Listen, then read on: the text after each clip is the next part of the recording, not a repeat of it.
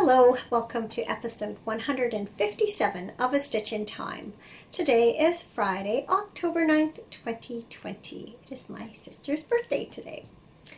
I'm Carol, also known as Knits and Pearls on Ravelry, and I live in the Fraser Valley of British Columbia, not too far east of Vancouver. If you are watching for the first time, a very special hello and welcome to you. Thank you for checking out the podcast. And if you are a returning viewer, hello again and welcome back. I am so pleased that you have chosen to come back yet again to spend some time with me. A huge thank you to all of you who took the time to reach out and say hello this past week. I was so appreciate hearing from you and that you make this an interactive experience rather than me just talking into the camera and sending it out into the ether. How's everyone doing this week? I have to confess that it's been a bit of a, trying to think of the right word, how I would describe it. I wouldn't say I've been exactly in a funk, but I've been maybe a little less cheerful and optimistic as usual. I am definitely of the optimist persuasion. I practically always see the glass as half full and can find something good to say about just about anything. But it's been a week, and I think I've been feeling a bit anxious about the state of the world, and decided to take a step back from news for a little while. So I haven't been watching news for the past few days, and I have found that helpful. I've also spent a fair bit of time outdoors doing some things around the yard, and I think that's also helped to improve my mood. But yeah, it's just not usual for me to kind of go through the day feeling a little bit despondent. But there you have it. I think we're all finding ways to cope this year with different situations, and sometimes we're more successful than others. What can I say? As I was getting things together to record this week, I realized that I have not knit one stitch for myself this week. And that's quite unusual. I am, while not an entirely selfish knitter, you know, I don't like that phrase that much. I don't think stamp collectors spend a lot of time worrying about whether they are sharing their craft with others. Anyway, having said that, I'm generally a selfish knitter, but I also do like to give my knitting as gifts, especially when people are knit-worthy. But yeah, I realized that everything I've worked on this week is for someone else. And that factors very well into the fact that I currently am running a gift-along in the Ravelry group. I've called it the 2020 Gal Cal, which stands for Gift Along, Craft Along. Any craft goes, a gift for any occasion, even if that gift is for yourself. Feel free, come by the Ravelry group, chat about what you're making in the knit along, or I keep calling it a knit along, in the craft along thread. There will not be no finished projects thread in this gift along. It is strictly chatter, and I will be drawing at the minimum 3 prizes, one after each the month of October, November, and December. It runs from now until the end of the year. I will be making project bags to hand out as gifts. Really, the only rule is you can only win once. I'll use random number generator to draw a post from the entire thread. So in December you might win a prize that from something you said back in October. So it will be open for the whole time, or I'll be taking prizes out of the whole thing. that make sense? I encourage you also to become a member of the group rather than just remaining a guest. I think that covers that. So let's jump into the knitting, shall we? First thing I have to show you is a finished gift, a finished project. These are the Bomble socks. Sounds so weird. It looks like bamble, and I've called them that because that's the colorway name, but my Norwegian brother-in-law told me it was pronounced Bomble. And so these socks are for my brother-in-law, Ed. He is extremely knit-worthy. And every year for his birthday, I make him a pair of socks and I tuck in some chocolate and send it off to Toronto where he lives. So this is my usual 72 stitch, 2x2 rib, traditional heel flap and gusset, rounded toe, plain vanilla sock. It's Old Faithful. Why, you know, what do they say? Don't fix what ain't broke. The yarn is Regia or Regia, however you want to say it. Design line by Arna and Carlos. It is color number 2460, and as I mentioned, it's the Bomble colorway. So, one gift down. I'm actually not knitting a lot of gifts so much for Christmas as birthdays at the moment. So anyway, yeah, done, yay! Always good to get one done, be able to set it aside and feel like the gift knitting has begun. I used to spread it out more over the entire year, and I've gotten away from that habit, and so I find sort of come fall, winter, all of a sudden it's like I need some knitted gifts and I better get cracking on them. The next thing I have to show you is a pair of socks that I am knitting for my future daughter-in-law. These are the mermaid tail socks, and it's so funny because both the pattern and the colorway are named mermaid tail, as in a mermaid's tail, like that.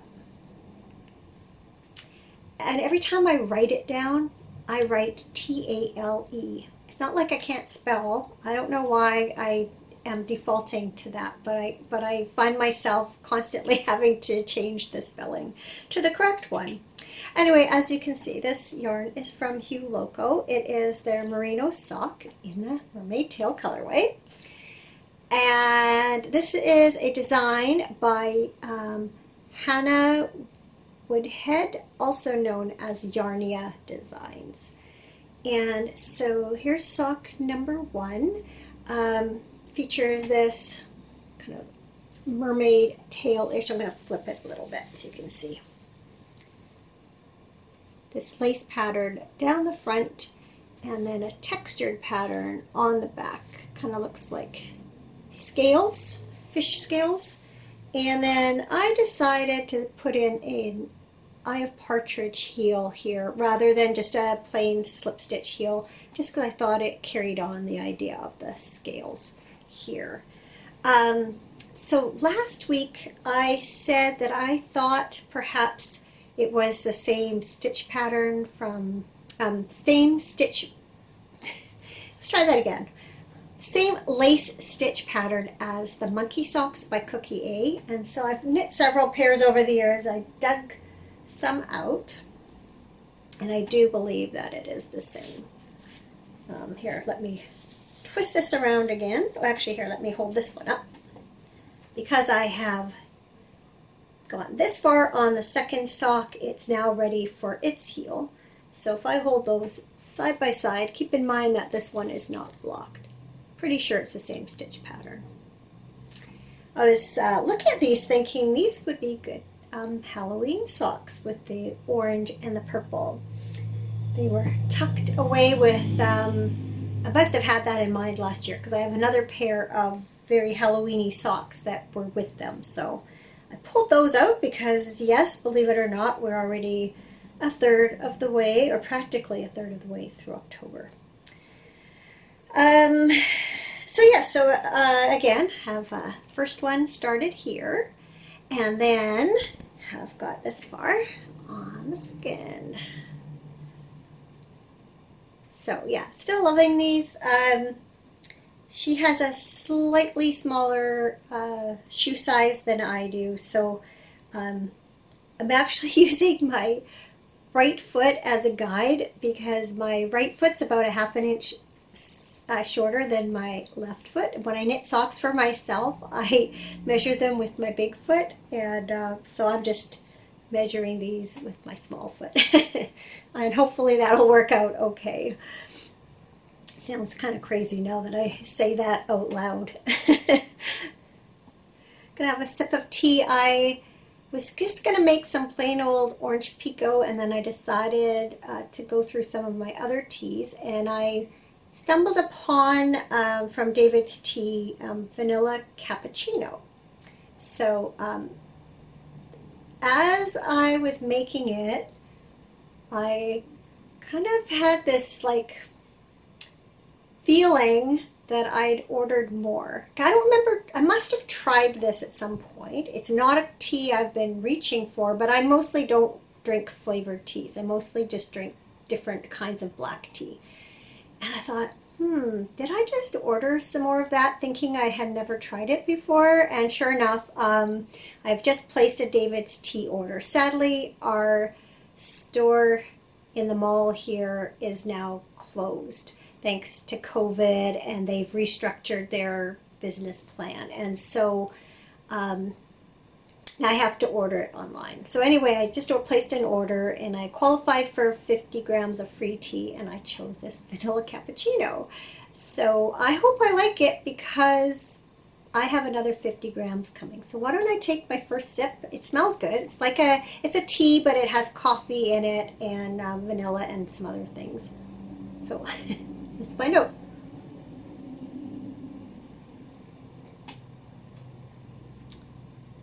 It's pretty good. It tastes sort of like a weak vanilla cappuccino, which is not so bad.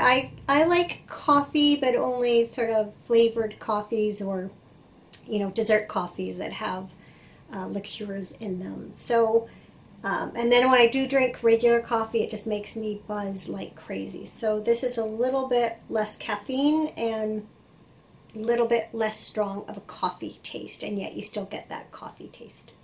So it's good.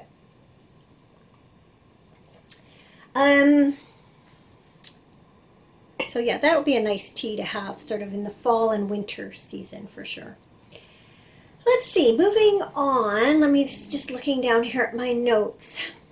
Oh yes, third one in line. I have cast on the third and final pair of my Father's Day socks, which are for my husband, Cameron. I, on Father's Day, presented him with 3 skeins of Cascade Heritage Wave yarn in 3 different colorways because he liked the first pair of socks out of this yarn that I had knit back in the beginning of the new year. And so I chose 3 colors I thought he'd actually wear, and this is the third of them. It's colorway 501, I think. I can't read that. 501 called Plume. You can see this is a long color changing yarn. It's also a marled yarn, so there's the 2 colors that are twisted together, and then it changes out throughout the sock. So no 2 socks will look the same. There's no repeat on the color changing. So got off to a good start, and I like how already you can see some variation. The last pair I knit out of just the, it was also a blue yarn, was less subtle changes. I like that you can actually see some distinct color changes in this one. I think it'll make it more interesting to knit because it is just also, like the Bombla socks, a very simple, plain old 72 stitch stockinette sock with 2x2 rib traditional heel flap gusset. That's what I did for all the other ones I made out of that yarn, and it worked. So again, if it ain't broke. And then I am also knitting another pair of socks for him. These are for Christmas. It's out of, oh, wrong label. Fiber Nymph Dye Works. This is the Mountain Tweed colorway in the colorway, no, Mountain Tweed Base Storm Warning colorway. And it looks like this. Let's get that out of the way. So it's a 3-stripe colorway. This dark charcoal and 2 shades of blue. Looks like that in the ball. Really enjoying this tweed yarn. I really like working with it. So these are for Christmas. I'm not sure if I said that already. So I am knitting on these when he's not around, and then I can knit on these when he is. And yeah, loving that too. This kind of plain knitting has been good for me this week. Last but not least is another pair of socks using Fiber Nymph Dye Works yarn. And this time it is in the Swoosh 2.0 base, which is a 75-25 superwash Corriedale nylon in the So Very Trivial colorway, which looks like this. And it looks like this when it's knit up. This colorway is inspired by the game pieces in Trivial Pursuit. And I have a sister, my younger sister. I always tease her that she has a trivial mind because she just remembers all sorts of odd facts and figures that I certainly do not. And yeah, I'm making these for her birthday, which is near the end of November. So when I was talking about this a couple of weeks ago when I got it, I had it in mind that this was a sport weight yarn. But Lisa the dyer very kindly let me know that no, it's a heavy fingering. And honestly, if I'd looked more closely at the label and the yarn, like the yardage per skein, I should have come to that conclusion. I just had it in my head that it was a heavy was a sport weight, and it actually says right on it 383 yards fingering. I just hadn't read it. So because it's a heavy fingering, not a light fingering, I've cast on 60 stitches instead of my usual 64, and I used a 2.25 millimeter needle instead of my usual 2 millimeter needle, and it's knitting up to a nice fabric, and also seems to fit just fine. My sister and I basically have the same size feet, so I can easily make these fit her.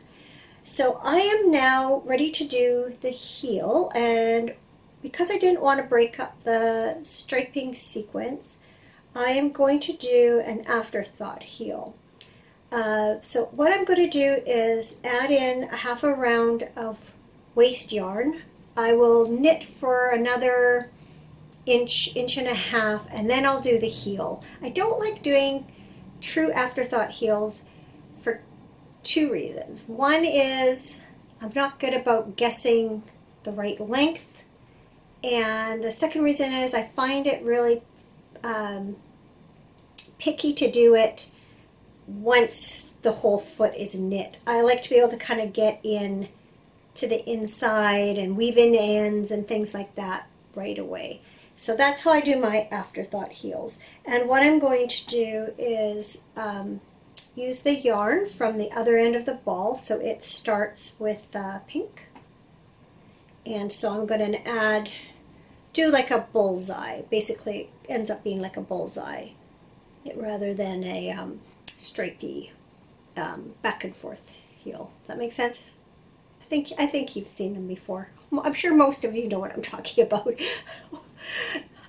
Next week I should be able to show you what I'm talking about, because I do expect by then to have done the heel.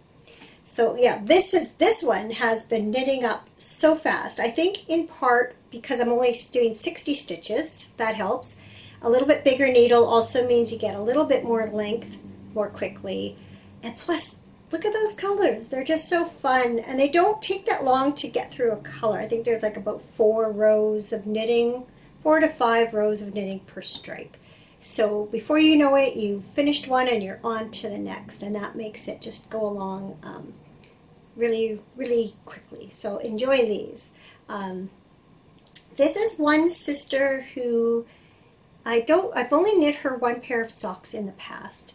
Unlike some of my other sisters who have requested them and love getting them, she was a little bit more reticent about it. I'm not sure how much she wore that one pair that I made her before, but she did say she did wear them. So I am going ahead and doing another for her, just because I thought it'd be fun. And I think she'll get a kick out of it too. I'm going to go heat up my tea because I've managed yet again to sort of cool it down as I'll make my tea and then I do the final preparations to record, and usually it takes me a few times to get the intro right, and by the time I start talking it's usually cooled down a little. And now that I've, yammered on about all these socks, it definitely needs a little heating. So I'm going to do that and then I'll come back and tell you what's been going on around here this week. Okay, I am back, and I have to say that this tea tastes a lot better when it is piping hot as opposed to kind of hot. In any case, last episode I mentioned that I was hoping to record a special episode reviewing my progress in the 3rd quarter of the 20 in 20 challenge. That's a year-long knit-along being hosted by Lisa of Fiber Nymph Dye Works over in the Fiber Nymph Dye Works group on Ravelry. So Cameron ended up having to work Saturday, so that was the perfect opportunity to sit down and record. So if you are interested in seeing what I accomplished from July through September and what I am looking ahead to for October through December, be sure to check out that episode. It's live now on YouTube, so I'll provide a link either here or here. I never remember which side they show up on. And also at the very end, during the exit music, I'll have it up on the screen if you want to click through to it. So then Sunday we just did some errands and went and got our hair cut. Sometimes when I get my hair cut right away, it's fine. And others, they seem to take a little while to grow into, if you know what I mean. Have the same hairdresser. I've had her for years. It's just every haircut's just a little bit different. And this is one of those that needs a little bit growing into. Particularly today. Yesterday, I was a lot happier with how it looked. Today, I just can't seem to get it right. So I'm sure it's fine. It's just, you know what I mean? You kind of have a idea of what you want it to do. And I have curly hair. It never does the same thing 2 days in a row. So it's a constant struggle anyway. First world problem. I know. So I think I mentioned it's raining today, but we did have some fairly decent weather earlier this week.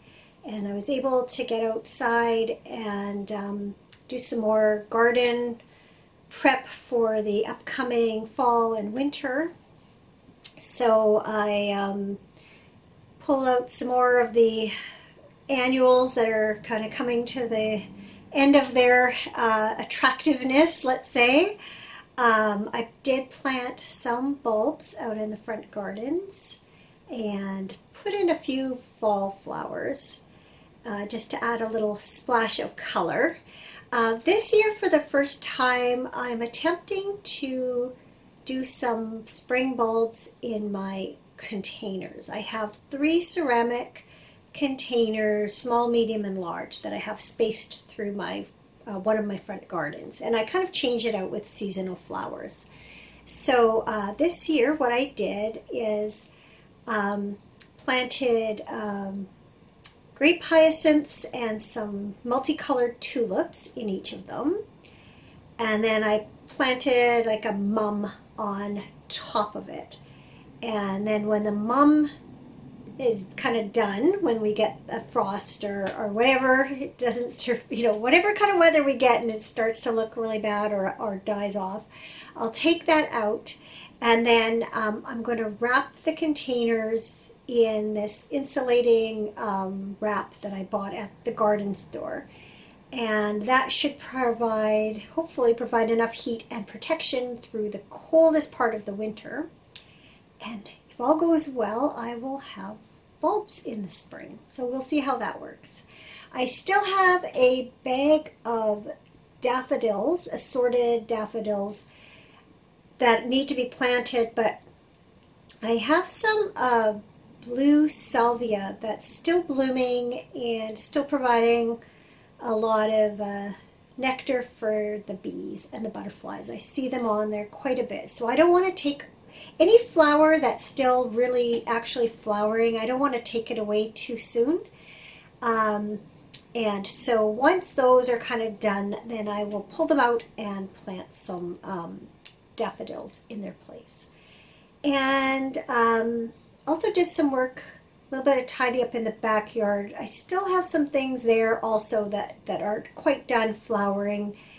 And I think I mentioned last week we had extended our drip line back there, and I really still need to go in and bury we kind of just tacked out the rough area of where we want them to go in two of the gardens. But I have to go back and place them more intently and bury them.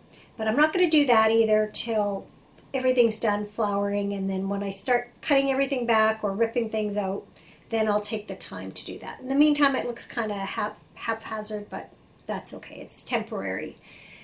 But I was thinking I might get some bulbs to plant back there too. I have not exactly sure what, and I'm not exactly sure when, but the idea is very appealing to have some really early spring color back there. Another thing I did, because I knew the rain was coming and would provide some much needed moisture without me having to go out there with a hose, or my husband go out there with the hose, is I did some lawn repair. So we have a mole problem. We always have a mole problem. We are constantly getting mole holes, and we've got a mole trap thing that's never worked despite numerous attempts. And twice last week we had kind of left it for a while, and then then when you see more activity, it's like, okay, we really should try this thing again. Twice last week we put the trap in, and the mole hole came up in the same spot and did not set off the trap. Very annoying. Anyway, so I tidied up all the little mounds of dirt, and etc., and planted grass seed. We'd also had a few places where we had used some weed killer to kill some really stubborn weeds that we just didn't seem to be able to get rid of by digging up. So hopefully with this rain, we'll give the seeds a chance to germinate, and hopefully we'll maybe get a little bit of sunshine after that, and it'll all fill in. We also had 5 of our cedar hedges that had died. I guess it was over last winter, because I think it was in the spring we realized these things were not coming back. And anyway, we'd had a word into the guy who had landscaped our yard a couple of years ago, so he was finally able to get in and replace those. So now our hedges intact again. I'm glad about that. And then, as I've mentioned before, we're looking ahead to getting some concrete work done in the next, hopefully, week or two. Speaking of moles, so not only did we have this, like I say, these moles come up right where the traps were set and not even set them off. But yesterday, I was out in the backyard, and there was one new mole hole, big one that I had scooped up and leveled and seeded. Proceeded to do the rest of the yard, and then I ran out of the seed, so I nipped off to the garden store, picked up more, and in that half an hour or so, I came back, and he'd come up in that spot again. So, smoothed it out again, respread some seed, finished up, went in and had lunch, came out, and again, came up in the very same spot. So I decided I was going to go on, I was going to go hunting. Let's put it that way. And a woman at Curling had said, what you need to do is you set up your chair out where the thing is, and you, okay, this is sounding horrible, but this is what I did. If you don't like pet or animal violence, plug your ears or move forward. Anyway, I set up a chair with a shovel and my knitting to see if it popped up again. Because if it did, I was going to dig it out and send it flying. But it did not. So it lived to destruct another day. And sure enough, again this morning, same spot, the mole holes come up again, and in one adjacent to it. So I have flattened them out again, reseeded, and last night placed an order for a different type of mole trap that I am hoping is going to be more effective than the ones that we currently own. I'll keep you posted. Okay, now that I have gone on and on for way too long about something bad, let's turn to something good, shall we? My something good for this week is Thanksgiving. So here in Canada, we will be celebrating Thanksgiving on Monday. But it's going to look a lot different than last year's Thanksgiving and Thanksgivings of years before that. Like so many of us with so many things, we are having to adapt to the current situation. And so this year we, instead of cooking a big turkey dinner and having the kids and grandkids over for supper, we're breaking things down to a couple of smaller, socially distant get-togethers. And currently, none of the kids or grandkids are in our bubble. So, yeah, so that just means we have to do something else this year. So on Saturday, we are going over to our daughter's house for happy hour. They thankfully have a big covered deck because it's supposed to be raining, so we'll be able to sit outside and have a drink and visit with her and her family. And then Sunday I'm going to cook a turkey, and then we're going to have our sons and our future daughter-in-law over for happy hour here. Again, thankfully we have a covered deck. And then I will send them home with the fixings for their own Thanksgiving dinner. The next day we'll arrange to get some leftover turkey over to our daughter's place because she would like to have some for sandwiches for the next week. So it'll be strange eating a big turkey dinner, just the two of us. But the important thing is that we will still be able to get together with our family over the weekend. And of course, the most important thing is to remember that despite things being crazy, we have a lot to be thankful for, primarily our health.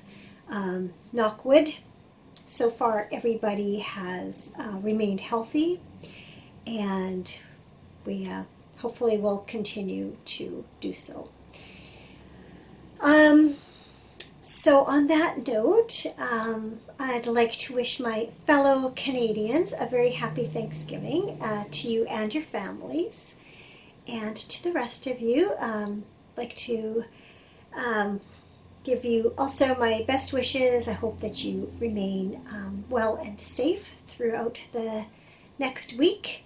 Thank you so much for watching. I really appreciate it, and take care until next time.